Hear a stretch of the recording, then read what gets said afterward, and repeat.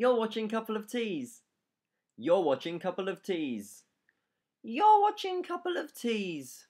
Today I wanted to just do something different for the channel, and that is I wanted to review a film. Now the film I'm going to be reviewing is The Perfect Score. Now you've probably never heard of this film, and I really don't blame you if you haven't. I this weekend bought it for 75p, so maybe that tells you something. First I'll tell you some basic facts about the film. One, it was made in 2004, which was the year of Harry Potter and the Prisoner of Azkaban, Shrek 2 and Mean Girls. Now they're all films we remember, so I want to know why we don't remember The Perfect Score.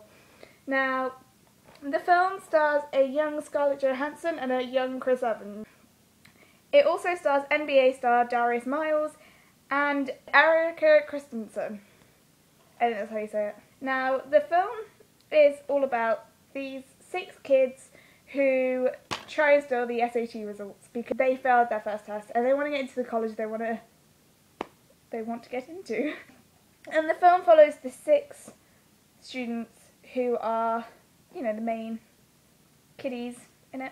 Now, I wasn't expecting this film to be good. I honestly only watched it because Scarlett Johansson and Chris Evans were in it, and I was pleasantly surprised. Now, I thought this film wasn't great, but it also wasn't bad. And I think the reason that we don't remember it is because it went for a very Breakfast Club edge, where the 6 kids were misfits and they got to know each other along the way. And so in the film we don't know much about any characters apart from mainly Kyle, played by Chris Evans, and Kyle's best friend Matty, and they're the sort of centre of the film at the start. And yeah, you get to sort of love them guys, and you don't really feel for some of the characters, which is kind of a shame. When I watched The Breakfast Club, I sort of fell in love with all the characters and empathised with all of them, but with this film, I only empathised with some of the characters, and when they tried to make you feel empathy for one of the characters that you probably wouldn't have felt empathy for before, it didn't really work. But it was still a good film. The plot was good, I suppose. I don't really know much about SAT exams, but the plot was a good plot. It was fun, and it didn't take itself too seriously. And when I watched the extras sort of thing, the director did say he only wanted to make a film that was one person's favourite film, and he didn't want it to appeal to a generic audience, which I see that in the film when you watch it. If you watch it, you don't have to. I'm not saying watch it.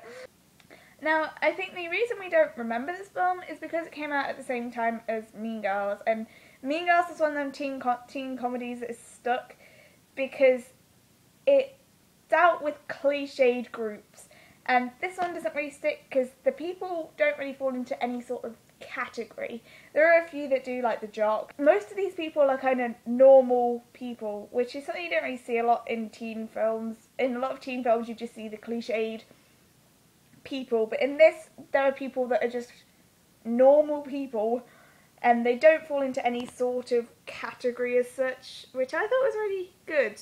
You don't see that often in films aimed at teenagers, and I liked the film.